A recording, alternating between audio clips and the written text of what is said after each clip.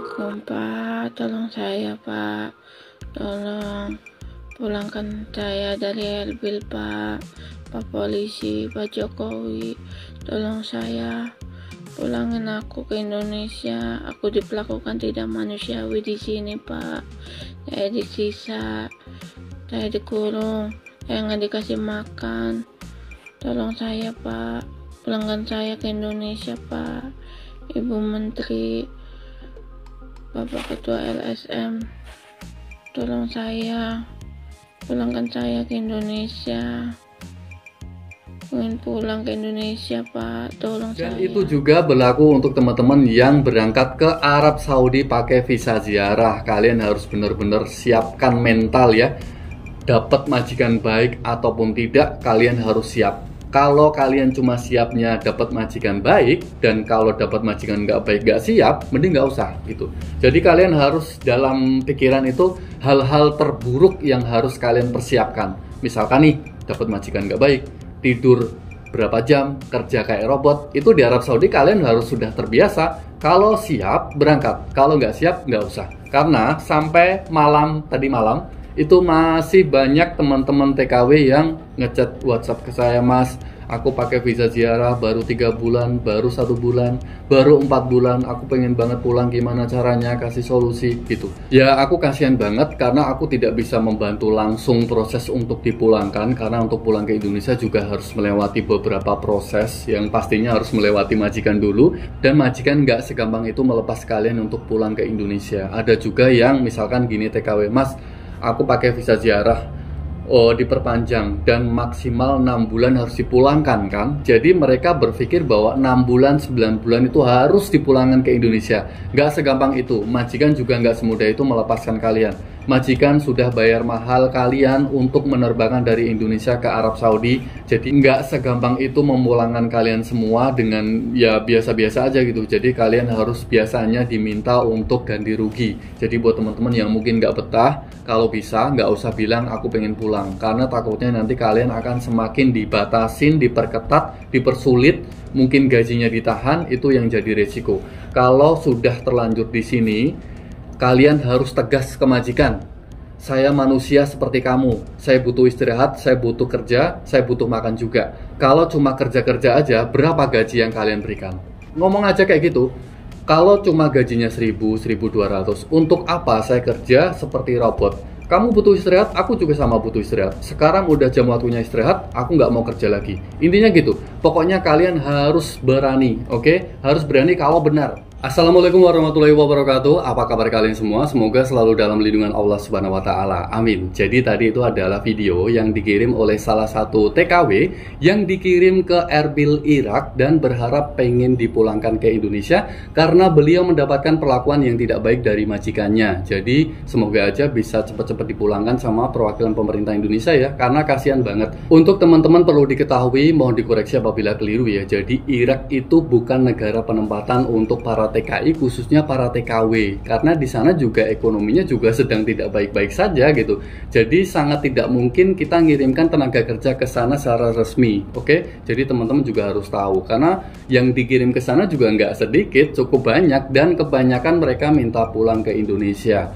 Untuk teman-teman yang memang sudah niat dalam hati, mungkin pengen pergi sejauh mungkin dari rumah atau pengen merantau ke luar negeri biar sukses, kita bicara khususnya para TKW ya, karena untuk masalah-masalah kayak gini tuh banyak banget yang menimpa para TKW dibanding untuk yang tenaga kerja laki-laki. Oke, jadi sponsor atau agen itu yang butuh kalian para calon tenaga kerja wanita. Jadi ini buat teman-teman yang mungkin masih niat banget atau pengen banget ke luar negeri. Oke, jadi sponsor, agen itu yang butuh mereka, bukan kalian yang butuh banget sama mereka, butuh banget dicariin kerja. Kalau pengen ke luar negeri, sebenarnya banyak sponsor-sponsor yang bisa lebih baik dari orang-orang yang mungkin akhirnya dikirim ke Irak. Itu ada jauh lebih banyak yang lebih baik dari sponsor kayak gitu. Oke, kalian jangan terlalu merendah kemudian ngikutin apa kata sponsor atau agen. Mungkin dikirim ke sana, kerjaannya apa, kalian ngikut, yang penting saya kerja gitu.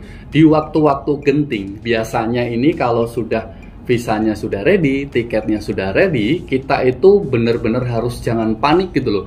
harus tetap tenang untuk memutuskan, karena masa depan kalian itu dipertaruhkan setelah kalian terbang meninggalkan Indonesia. Misalkan nih, kalian itu pengennya kerja di salon, kalian pengennya kerja mungkin di Arab Saudi. Ternyata setelah oh iya sponsor, mungkin agen, oh iya nanti aku carikan kerja di seperti yang kalian mau gitu loh. Ternyata di waktu-waktu genting itu kalian diterbangkan ke Irak, diterbangkan ke mana, kemudian kerjanya pembantu rumah tangga, kerjanya di mana gitu. Jadi kan di waktu-waktu kayak gitu kalian harus tetap tenang gitu. Ingat, bukan kalian yang butuh banget sama agen atau sponsor, tapi sponsor atau agen lah yang butuh kalian, karena keuntungan yang mereka dapatkan itu lumayan gede gitu loh. Setelah kalian berangkat udah bye, wassalam, kayak gitu aja gitu. Tapi kalian kalau udah terbang, kalian akan hidup selama kalian tinggal di luar negeri itu, kalian akan menjalaninya gitu loh. Misalkan kalian dapat uang fit berapalah, 10 juta, mungkin 15 juta itu udah bagus banget, tapi itu tidak sebanding apa yang akan kalian jalani di luar negeri sana. Syukur-syukur dapat kerjaan yang baik, majikan yang baik itu banyak, tapi yo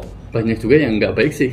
Jadi buat para calon tenaga kerja wanita khususnya, kalau kalian udah niat banget mempasrahkan proses kalian ke agen atau sponsor mungkin si A, kalian sebelumnya kalian harus cari-cari di internet. Sekarang itu banyak teman-teman yang kasih informasi ke kalian semua seputar tenaga kerja Indonesia. Oke, di TikTok, YouTube, Facebook itu banyak banget. Oke, kalian mungkin kalau pengen nanya-nanya sebelum kalian memutuskan untuk keluar negeri, silahkan tulis di kolom komentar yang selengkap-lengkapnya, jadi saya biar enak jawabnya lengkap juga. Oke, kemudian setelah kalian memutuskan dan masuk ke lingkungan sponsor atau agen dan standby di penampungan, kalian harus tetap fokus nih, kalian pengen kerjanya apa. Jangan mudah terayu. Misalkan kalian pengen kerja di salon, misalkan di rumah sakit atau di mana gitu, ternyata wah ini nih ada nih kerjaan tapi membantu rumah tangga, mau nggak, tapi prosesnya cepat gitu. Otomatis kita kan misalkan di waktu-waktu kayak genting kayak gitu, mau balik ke kampung juga malu, mau lanjut juga gimana gitu. Maksudnya kan akan bertahun-tahun tinggal di sana dan melakukan kehidupan di sana kan. Jadi ya serba salah gitu loh. Daripada malu di kampung, mendingan lanjut aja. Tapi setelah lanjut, pengen pulang, malu lagi ke kampung. Kayak gitu juga kan. Jadi kalian harus benar-benar memutuskan. Setelah tinggal di penampungan, kalian harus benar-benar fokus. Kalian pengennya apa, kemana, kerjaannya apa, kayak gitu.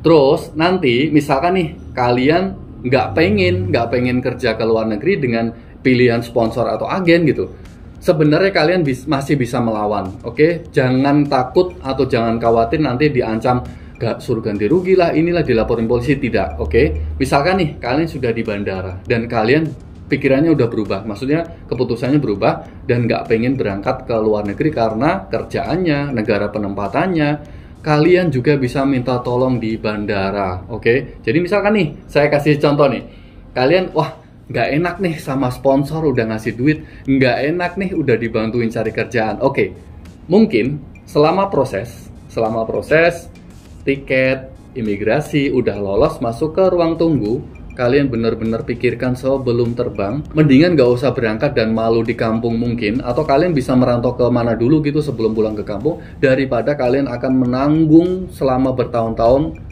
Misalkan kalian udah berangkat dan dapat majikan yang kurang baik. Jadi pas di ruang tunggu sebenarnya kalian bisa membatalkan penerbangan kalian dan nggak usah berangkat gitu. Waktunya pesawat terbang ya udah nggak usah berangkat, dan sponsor atau agen taunya ya kalian berangkat gitu. Oke, jadi kalian masuk ruang tunggu, udah wah gak enak sama sponsor. Oh taunya kan sponsor udah berangkat nih. Jadi sponsor agen sudah pulang, kalian masih di bandara, udah standby aja dulu sana, nunggu pesawat udah terbang. Udah nanti misalkan nih kalian nggak jadi berangkat dan pulang, sponsor misalkan kok nggak berangkat gitu, wah aku maaf ketinggalan pesawat, aku tersesat nggak tahu jalannya, gini aja alasannya gitu aja sih, gampang banget kan.